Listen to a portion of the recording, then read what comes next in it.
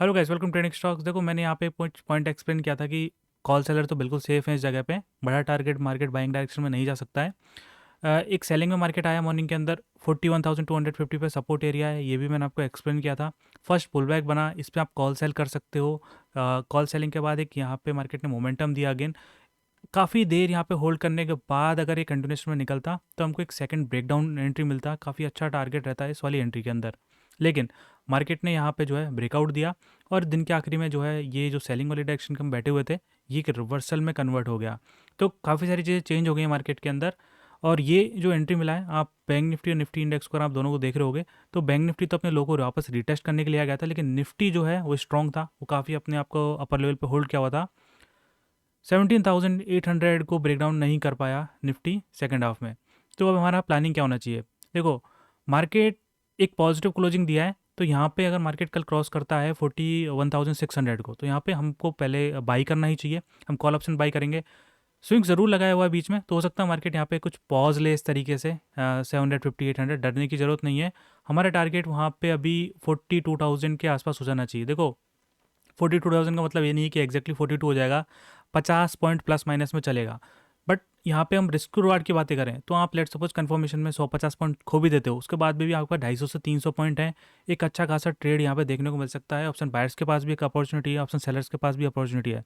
लेकिन 42,000 वाला जो एरिया ना, ये मैं बोलूँगा अभी भी एक ट्रैप की तरह है। और ये ट्रैप क्यों है, इसको समझने के लिए हम पहले क्या करेंगे, मार्केट को 1 आवर टाइम फ्रेम में लगा देता हूँ, जहाँ से देखो ये ट्रैप है ना, ये एक अजीब सा प्राइजेक्शन होता है। इसमें क्या होता है, मार्केट लगता है हमको बाइंग में जा रहा है, जैसे यहाँ पे अभी जनवरी के आसपास में भी एक यहाँ पे पैटर्न बना था कुछ इस तरीके का। दिसंबर में भी एक पैटर्न बना था जनवरी के स्टार्टिंग में। मार्केट में एक शार्प फॉल जिस एरिया से हुआ था, मार्केट में slow and study buying momentum जाता है, इस जगह पर लग रहा था मार्केट अपने आपको होल्ड किया हुआ है। लेकिन मॉर्निंग के अंदर ही पहला 15 मिनट का कैंडल ग्रीन बनता है इस जगह पे, और एक फॉल हुआ बहुत बड़ा तरीके से मार्केट के अंदर 1,500 पॉइंट का फॉल यहाँ पे देखने को मिला था। और इस जगह पे बहुत सारे बायर्स ट्रैप हो जाते हैं। और ये पॉइंट मैंने लगभग कल या परसों के वीडियो में एक्सप्लेन किया था, बट कुछ साउंड का प्रॉब्लम हो गया था वहाँ पे। तो मैं वापस इस पॉइंट को एक्सप्लेन कर देता हूँ। एक्चुअली होता क्या है, इस एरिया पे बहुत सारे बायर्स जो है ना, जैसे ही देखते हैं कि ब्रेकआउट हुआ है तो एंट्री कर लेते हैं, बाई कर लेते हैं बहुत सारे लोग। लेकिन लेट सपोज नेक्स्ट ही कैंडल में मार्केट नीचे आ गया, और जब इनको लगता है कि मार्केट यहाँ से टर्न अराउंड नहीं हो रहा है, तो ये लोग अपनी पोजीशन को कवर करना स्टार्ट कर देते हैं, बायर्स जो अभी फ्रेश एंट्री किए हैं, इनके स्टॉप लॉस जाते हैं। इसकी वजह से एक मोमेंटम हमको दिखाई देता है। तो ये जो बड़ा मोमेंटम होता है, इसके अंदर बहुत सारे बायर्स ऑलरेडी एंट्री किए हुए हैं, होल्ड किए हुए हैं बड़े टारगेट के लिए। तो जब इनको लगता है कि हमारा यहाँ पे प्रॉफिट हाथ से निकल रहा है, तो ये लोग एग्जिट करना स्टार्ट कर देते हैं। और फिर फ्रेश सेलर्स मार्केट के अंदर आ जाता है, और एक बहुत बड़ा मोमेंटम जो बाइंग में डायरेक्शन में जा रहा था, वो सेलिंग में कन्वर्ट हो जाता है। तो ये जो एरिया होता है, इस तरीके का जो प्रोजेक्शंस होता है, ये एक बायर्स के लिए ट्रैप बन जाता है। हालांकि यहाँ पे आप देखोगे थोड़ा सा चेंजेस हुआ है प्राइस में। एक बाइंग का मोमेंटम था, मोमेंटम यहाँ पे ब्रेक हो गया, और 2-3 दिन से जो है कंसोलिडेट कर रहा है। इनफैक्ट ये इस जगह पे मैंने पॉइंट आपको एक्सप्लेन भी किया था कि मार्केट यहाँ से ब्रेकआउट नहीं देगा 42 का, एटलीस्ट 1 से 1.5 वीक यहाँ पे होल्ड करेगा, उसके बाद ही हमको बड़ा टारगेट यहाँ पे देखने को मिल सकता है। ये पूरा वीक मार्केट अपने आप को अपर लेवल पे होल्ड किया है, तो हमारा प्लानिंग क्या होना चाहिए? 42,000 के आसपास पहला हमारा टारगेट हो जाएगा। Market let's suppose flat open होकर ऊपर निकला, बाइंग का टारगेट।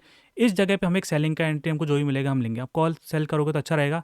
अगर मार्केट यहाँ पे होल्ड कर लेता है, होल्ड करके आइदर ये कल के सेकंड हाफ में जो है ब्रेकआउट दे, या फिर ये मंडे को ब्रेकआउट दे, तब हम ब्रेकआउट के लिए ट्रेड करेंगे।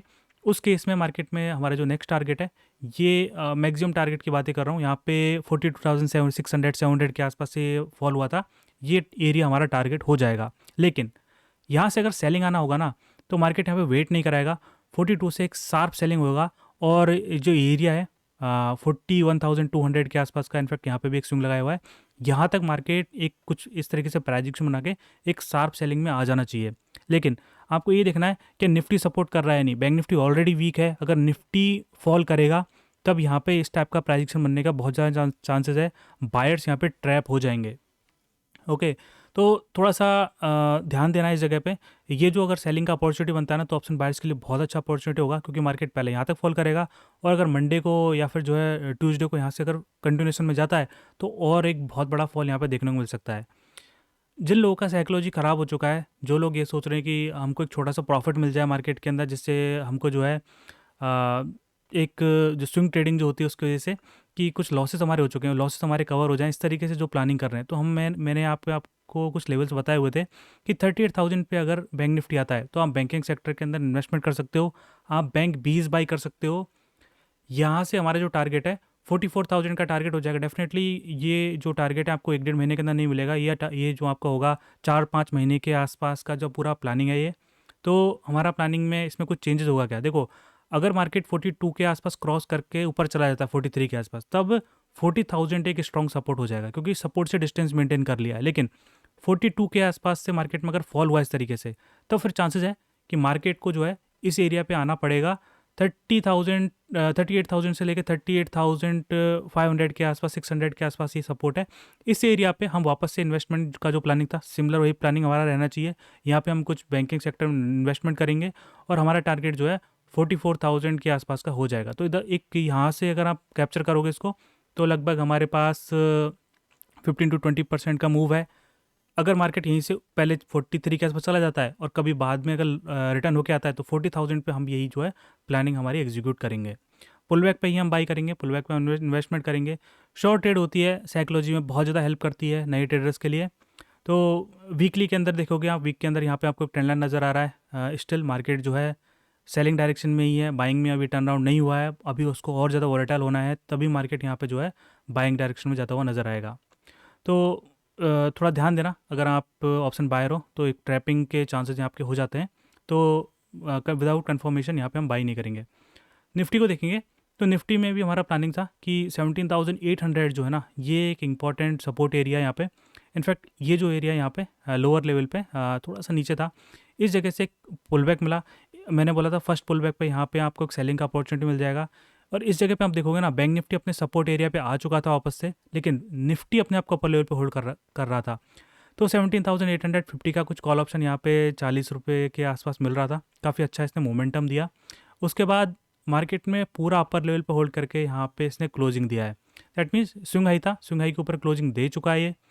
हमारा प्लानिंग क्या होना चाहिए, बैंक निफ्टी निकलता है 41,600 के ऊपर और ये निकलता है स्विंग के ऊपर, या फिर बोलो कि 17,910 के आसपास अगर निकलता है, तो हम यहाँ पे क्या करेंगे, कॉल ऑप्शन बाई करेंगे। 18,000 20, 30 हमारा मिनिमम टारगेट होना चाहिए। इस जगह पे जितने भी लोग यहाँ पे बाई किए हैं, या तो प्रॉफिट बुकिंग करेंगे, तो उस केस में हम यहाँ पे एक छोटा सा सेलिंग का एंट्री बनता है। अगर यहाँ से मार्केट फॉल करता है तो बहुत बढ़िया, अगर यहाँ पे होल्ड कर लेता है तो हम क्या करेंगे, यहाँ से ब्रेकआउट जब करेगा तो हम बाइंग का ट्रेड एग्जीक्यूट करेंगे। देखते हैं मार्केट कहाँ तक जाता है। इधर का जो टारगेट की बात करूँ तो पहला एक रेजिस्टेंस है 18,130 के आसपास का, इंपॉर्टेंट रेजिस्टेंस एरिया है 18,200 से लेकर 250 का। बैंक निफ्टी के अंदर 42,730 के आसपास का एक रेजिस्टेंस है।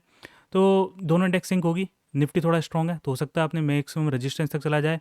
लेकिन जिस तरीके से मैंने आपको बैंक निफ्टी में बोला कि ये जो एरिया है, यहाँ से एक शार्प सेलिंग हुआ था पहले कुछ दिन पहले निफ्टी के अंदर, बैंक निफ्टी के अंदर भी यहाँ से शार्प सेलिंग हुआ था इस तरीके का। तो ज़्यादातर बायर्स की नज़र इसी एरिया पे होती है कि यहाँ पे हमको एक सेलिंग का अपॉर्चुनिटी मिलता है, तो हम यहाँ पे बायर्स अपनी पोजीशंस को एग्जिट करेगा, और यहाँ पे अगर सेलर आता है तो एक बहुत बड़ा फॉल यहाँ पे इस तरीके का हो जाता है। तो ये जो मूव है, इस मूव से आपको थोड़ा सा बचना है। अगर आप ऑप्शन बायर है तो यहाँ पे डेफिनेटली अपना प्रॉफिट को बुक करना। क्रॉस करता है तो बहुत बढ़िया, क्रॉस नहीं करता, इस तरीके का प्राइस बना के नीचे आता है, तो ट्रैप से आप बच जाओगे। एटलीस्ट आप एंट्री नहीं लिए तो ट्रैप से आप बच जाओगे। होपफुली ये जो पॉइंट है आपके समझ में आए होंगे। स्टिल आपका कोई डाउट हो तो कमेंट कर सकते हैं। मिलते हैं नेक्स्ट वीडियो में। Thanks for watching this video.